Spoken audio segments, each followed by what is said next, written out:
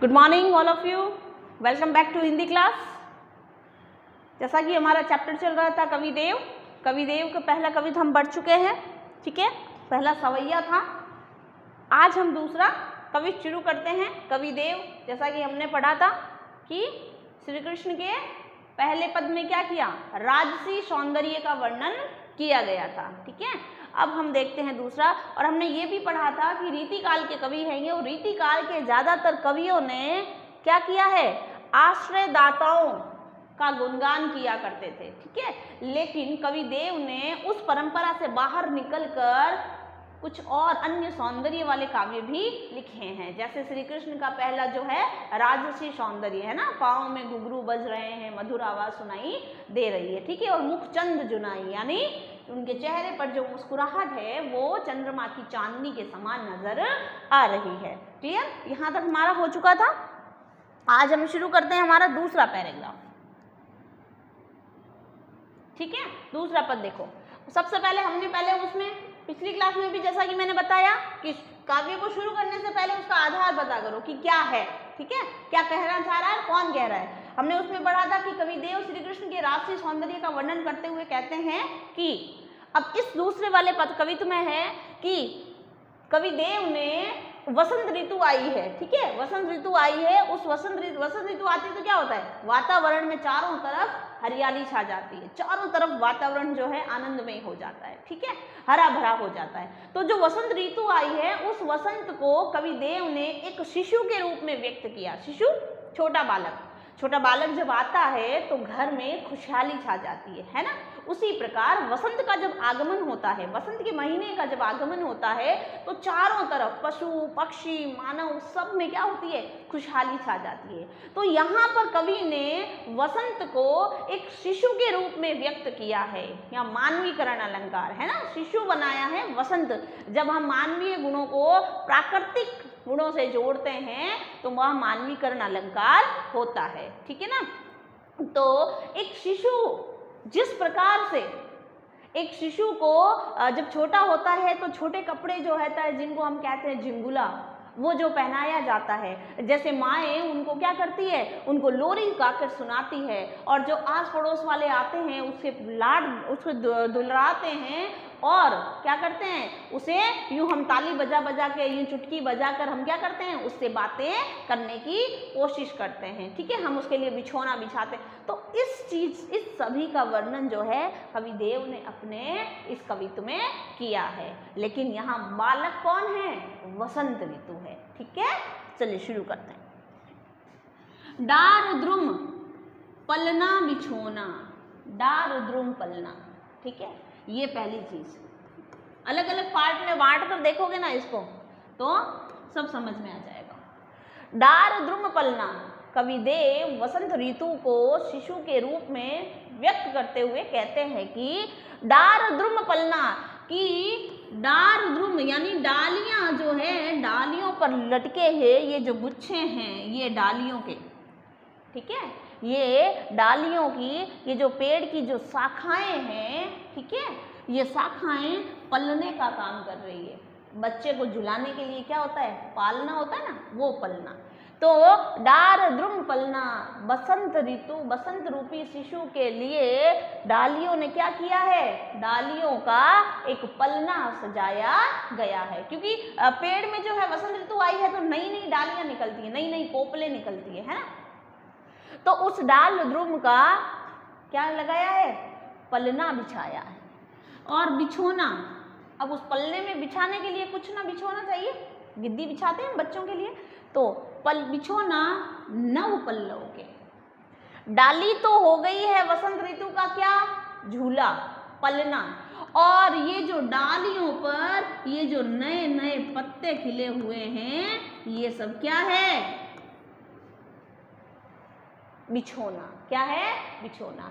ऐसा लग रहा है कि मानो शिशु, वसंत रूपी शिशु के लिए पेड़ों ने पलने सजाए हैं और उस पलने में नए पत्तों का बिछोना किया गया है, क्योंकि पेड़ क्या है, नए नए पत्तियों से लदे हुए हैं, ठीक है। दो चीज क्लियर हो गई।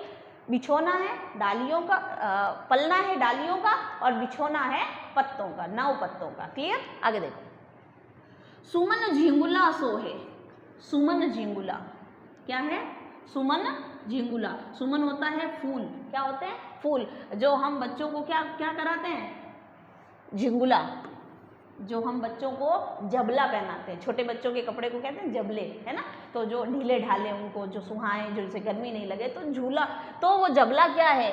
सुमन का। सुमन यानी फूलों का, यानी पेड़ों के डालियों पर, जो लताओं पर जो फूल खिले हैं, वो फूल सोहे, यानी वो फूल शिशु, वसंत रूपी शिशु के जबले का काम कर रहे हैं, झिंगुले का काम कर रहे हैं, और तन छवि भारी दे, जो उसके तन को बहुत ही सुंदर दिखा रहे हैं। हम कहते हैं ना, किसी बच्चे को छोटा सा कपड़ा पहनाते तो हम कहते हैं बहुत ही क्यूट लग रहा है, बहुत ही अच्छा लग रहा है ना? उसी प्रकार वसंत रूपी शिशु जो आया है, उसके लिए डालियों का पलना किया गया है, उस पर पत्तियों का बिछोना किया गया है, और जो फूल खिले हैं उन फूलों को बताया कि वसंत रूपी शिशु ने उन फूलों का झिंगुला पहन रखा है, जो उसका तन पर छवि भारी, यानी उसके तन पर बहुत ही अधिक सुंदर प्रतीत हो रहा है।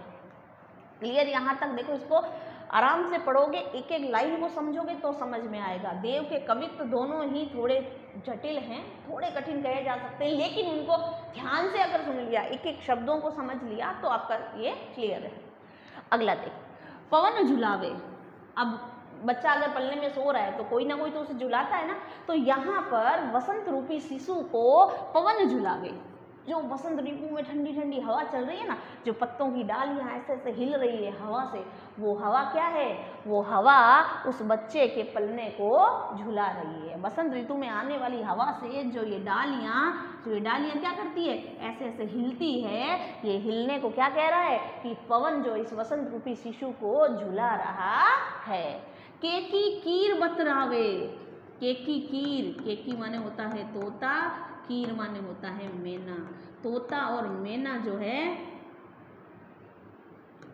तोता और मैना बतरावे, बतरावे यानी बातें कर रहे हैं। जब बच्चा पलने में सोया रहता है तो बहुत से आस पड़ोसी, हम घर वाले बहुत सारे उससे बातें करते हैं, है ना? हमें पता है कि वो जवाब नहीं देगा, लेकिन हमें उसकी मुस्कुराहट में उसकी जवाब मिलता है, ठीक है? तो हम उससे बातें करते हैं, है ना? तो क्या कह रहा है कि वसंत रूपी शिशु को पवन जो है वो झूला दे रहा है, और तोता और मैना आकर उससे क्या कर रहे हैं? बातें कर रहे हैं। यहाँ बातें करने का मतलब क्या है? कि तोता और मैना इस वसंत ऋतु में पशु पक्षी जो है अपनी मधुर गान से पूरे वातावरण को क्या कर देते हैं? संगीतमय कर देते हैं, ठीक है? तो तोता और मैना इससे बातें कर रहे हैं। कोकिल हर्षावे, कोकिल हलावे हुलसावे, कर तारी दे। कोयल जो है, कोयल अपनी मधुर वाणी से हलावे हुलसावे, यानी उसे प्रसन्न कर रही है। कर तारी दे, कर यानी हाथों से ताली बजाकर। हम बच्चे को जो है अपनी ओर ध्यान खींचने के लिए हम कहते हैं ना, इधर देख इधर देख, तो ये इस तरह का जो है वो कर ताली, यानी हाथों से ताली बजाकर कोयल जो है उस वसंत रूपी शिशु को प्रसन्न कर रही है। हलसावे हुलसावे यानी उसे जो है उसे अपना राग सुनाकर उसे प्रसन्नचित कर रही है। समझ में आया? यहाँ तक ध्यान से सुनना, इसको वापस एक बार अगेन इस वीडियो को वापस देखना एक बार, तब समझ में आ जाएगा। 4 चीज़ें हो गई। पहला है डालियों का पलना है, दूसरा बिछोना है पल्लव का, तीसरा सुमन का झिंगुला है फूलों का, चौथा यहाँ पर तन भारी यानी सुशोभित हो रहा है, चौथा पवन झुला रहा है, पांचवा तोता और मैना जो है वो बातें कर रहे हैं, और छठा कोकिल जो है उससे प्रसन्नता के ताली बजाकर उसे क्या कर रही है? उसे गीत सुना रही है, प्रसन्न कर रही है, ठीक है? अगला देखो, पूरित पराग सो उतारो करे राई।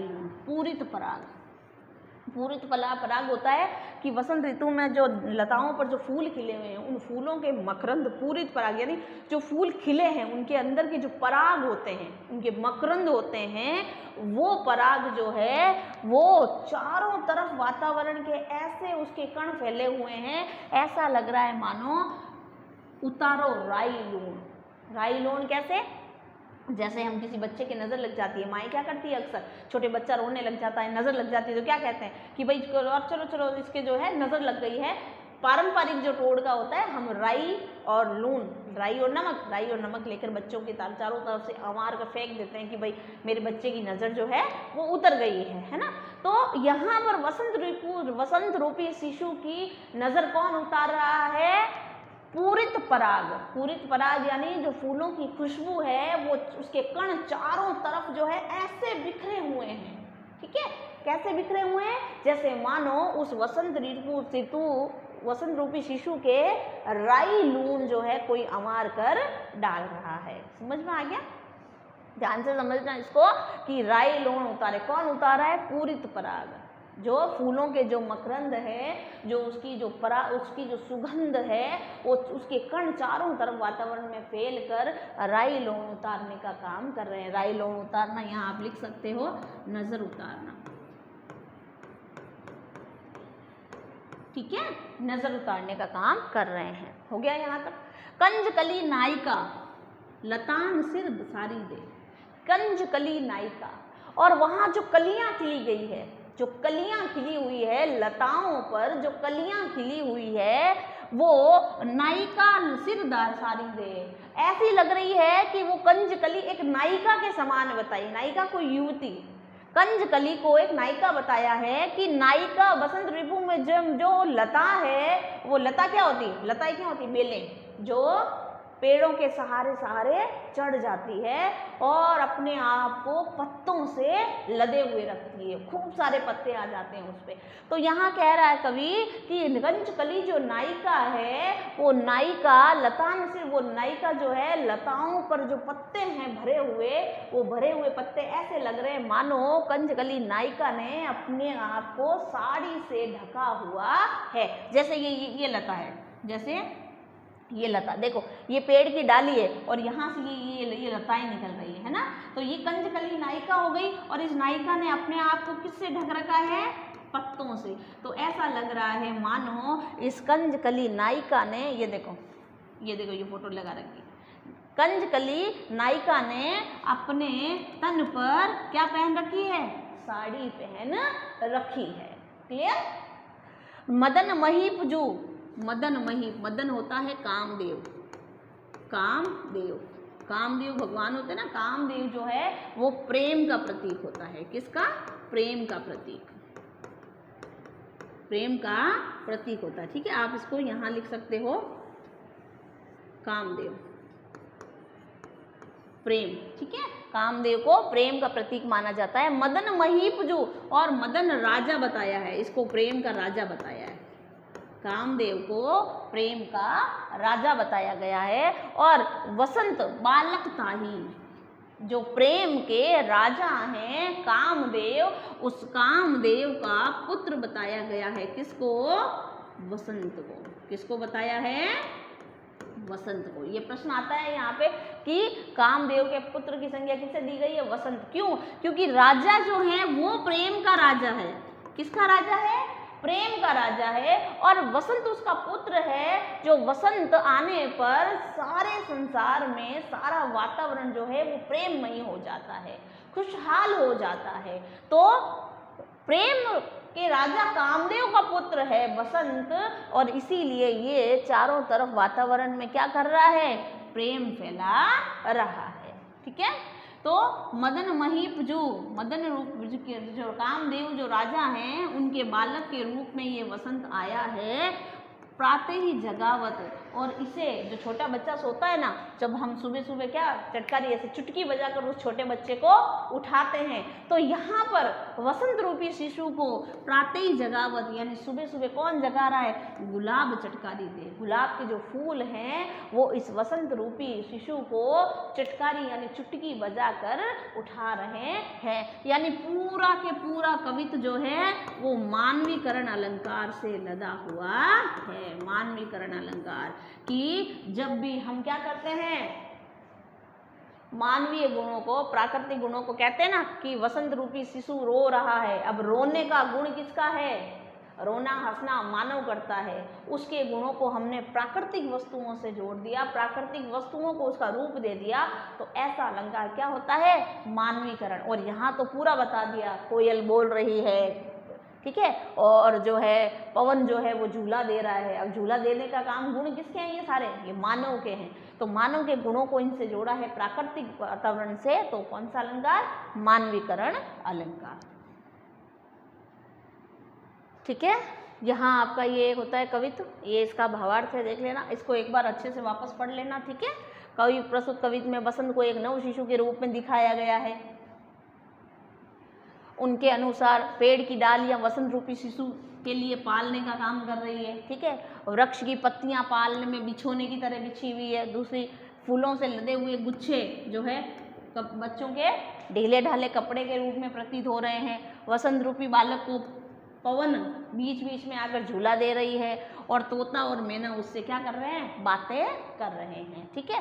फिर कोयल अभी आकर शिशु से बातें कर रही है, हंसा रही है, उसे प्रसन्न कर रही है। तालियां बजा बजा कर उसको प्रसन्न करने, हलसावे हुलसावे प्रसन्न करने की कोशिश कर रही है।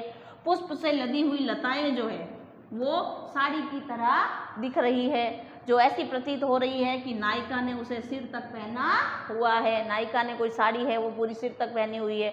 उन पुष्पों में पराग के कण कुछ इस तरह उड़ रहे हैं मानो घर की बड़ी औरत किसी बच्चे की नजर उतार रही है। और कामदेव, प्रेम का जो राजा है, कामदेव के बालक वसंत को रोज सुबह सुबह गुलाब जो है वो चुटकी बजाकर जगाता है।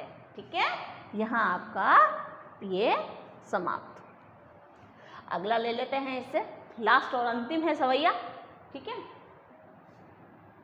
अंतिम सवैया लेते हैं। देखो अब यहाँ अंतिम सवैया में क्या है? फटिक सिलानी। सो देखो जैसे आपको दिखाई दे रहा है चंद्रमा दिखाई दे रहा है। और हमने जब पाठ परिचय पढ़ा था तो हमने क्या पढ़ा था कि तीसरे कवित्व में कविदेव ने पूर्णिमा का वर्णन किया है। किसका? पूर्णिमा की रात्रि का वर्णन किया। क्यों किया है? क्योंकि पूर्णिमा की रात्रि में चारों तरफ चांदनी फैली होती है। ठीक है। स्वच्छ आसमान, सफेद आसमान नजर आता है, तारों से भरा हुआ, झगमगाता हुआ। उसी को अपने काव्य सौंदर्य में ढालकर यहाँ अपनी कल्पनाओं से और सुंदर, ठीक है, इसे यहाँ बनाया है। पढ़ते हैं, देखो। फटिक सिलानी। फटिक होता है एक स्फटिक पत्थर होता है। जैसे हम अलग अलग पत्थर के प्रकार होते हैं ना, जैसे हम संगमरमर लगाते हैं, घरों में लगाते हैं, जैसे मकराने का पत्थर है, ब्लैक संगमरमर होता है, व्हाइट संगमरमर होता है, ग्रे कलर का होता है। तो ये पत्थरों की वैरायटी अलग अलग। तो इस ऐसे ही एक स्फटिक शिला यानी पत्थर, ये होता है सफेद। ठीक है। तो सफेद पत्थर। सो सुधार्यो सुधा मंदिर। सुधा होता है अमृत का मंदिर। ये आधार क्या है? हमने पढ़ लिया। कविदेव पूर्णिमा की स्वच्छ चांदनी का वर्णन करते हुए कहते हैं, क्या कहते हैं कि फटिक ऐसा लग रहा है मानो कि स्फटिक शिला, सफेद पत्थरों से एक सुधा का मंदिर बनाया गया है। ये जो आसमान दिखाई दे रहा है ये पूरा मानो ये जो ये दिखाई दे रहा है वाइट, ये वाइट क्या है? स्फटिक शिला, यानी ऐसा लग रहा है ये सफेद पत्थरों से बनाया हुआ एक क्या है?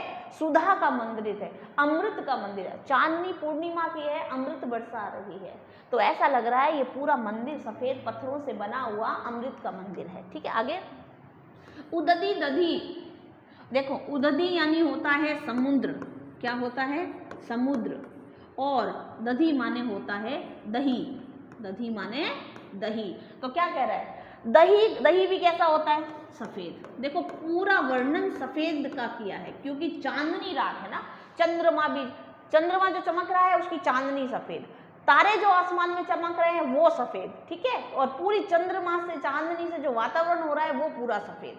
तो कह रहा है उदधी दधी, दही का समुद्र, कोसो अधिकाय उमगे अमंद यानी बिना कम हुए, मंद यानी धीरे, बिना मंद। क्या कह रहा है समझना कि सुधा के मंदिर में क्या हो रहा है? ऐसा लग रहा है मानो दही का समुद्र उमड़ रहा है। दही का समुद्र उमड़ने का मतलब दही है सफेद, और दही का अगर समुद्र उमड़ेगा तो क्या लगेगा?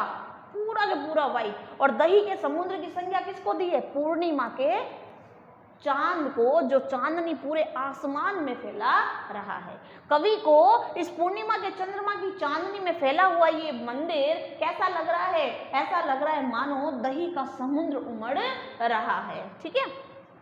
बाहर से भीतर और बाहर से भीतर लो भीति न दिखाई दे, यानी बाहर से भीतर लो, यानी बाहर ये मंदिर ऐसा है जिसमें कोई भीति यानी दीवार, इसमें कोई दीवार नहीं दिखाई दे रही है, बल्कि क्या है, पारदर्शी है, यानी या एक दीवार से दूसरी दीवार में देखा जा सकता है। यानी मंदिरों में इस मंदिर में जो ये स्फटिक शिला वाला है, चांदनी वाला मंदिर है, इस मंदिर में बाहर से भीतर सब नजर आ रहा है, बिल्कुल पारदर्शी मंदिर है और कोई यहाँ पर दीवार नजर नहीं आ रही।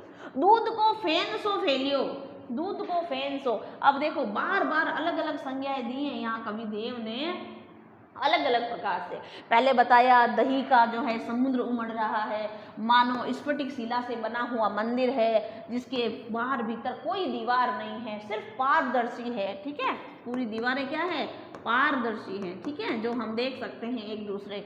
दूध को सो फैन, अब कह रहा है फैन होता है, देखो झाग, फैन होता है झाग, दूध पे आने वाला झाग, वो भी कैसा होता है, सफेद, वो भी कैसा होता है, सफेद, ठीक है।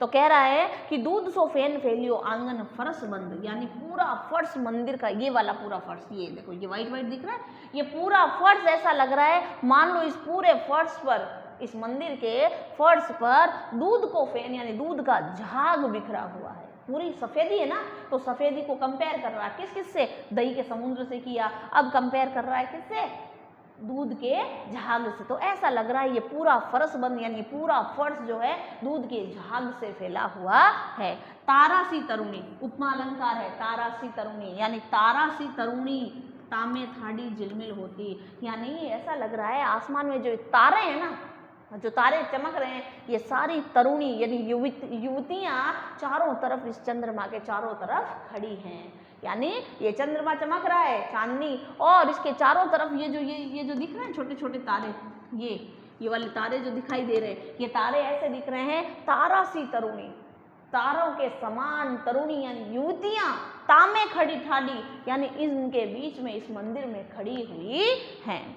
मोतिन की ज्योति मिलियो मल्लिका को मकरंद, यानी मोतिन की ज्योति यानी सफेद जो मोती होता है उस मोती की जो चमक होती है वो चमक इन तारों से निकल रही है, इन तारों की खड़ी खड़ी ऐसे नजर आ रही हैं तारे जैसे सफेद मोती जो है अपना चमक जो है अपनी चमक दिखा रहा है। और मल्लिका को मकरंद यानी मल्लिका के जो फूल होते हैं उससे जो खुशबू, जो मकरंद निकलता है, जो खुशबू है उसकी मल्लिका के फूलों की, वो चारों तरफ वातावरण में फैल रही है।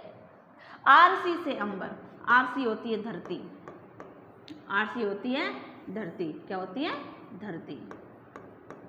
धरती से अंबर, धरती से अंबर में आभासी उजारी लागे, यानी धरती से अंबर तक आभा चमक जो है उजाली यानी सारे आभा संसार में उजारी यानी क्या, रोशनी नजर आ रही है। इस पूर्णिमा की रात्रि में धरती से लेकर अंबर तक रोशनी ही रोशनी नजर आ रही है। प्यारी राधिका को प्रतिबिंब सो लागत चंद्र, ये जो चंद्रमा है हमने अभी पहली वाली लाइन में पढ़ा, ये क्या है, तारे क्या है, ये तारे हैं तरुणी, क्या है, तरुणी, युवतियां, क्या है, युवतियां। और क्या कह रहा है कि प्यारी राधिका को बिंब लागे चंद्रमा, और ये जो चंद्रमा नजर आ रहा है ना, इसकी कवि ने कल्पना की है कि ये चंद्रमा है राधा, ऐसा नजर आ रहा है कि प्यारी राधिका बीच में खड़ी है और इस राधिका के चारों तरफ युवतियां खड़ी है, इसकी सखियां खड़ी है, यानी चंद्रमा की तुलना जो है किससे की है, राधिका के प्यारे मुख से की है। राधिका इतनी सुंदर है, इसका इतना मुख जो है इतना प्रज्वलित होता है कि ऐसा लग रहा है मानो बीच में राधिका खड़ी है और चारों तरफ इसकी सखियां खड़ी है, ठीक है। तो यहाँ पर प्रश्न बनता है आपका कि राधिका की जो तुलना है वो प्रतिबंध कैसा नजर आ रहा है, ये इसका भावार्थ है। एक बार फिर से देख लेना, चारों तरफ रोशनी फैली हुई है, मानो खम्भे में आकाश में रोशनी, दही का समुद्र तेजी से उफान मार रहा है, पारदर्शी है, दीवारें नहीं है, आंगन में सफेद दूध का झाग फैला हुआ है दर्पण की भांति, और लास्ट में देखो मानो सज धज कर राधा अपनी सखियों के बीच में खड़ी है, ठीक है।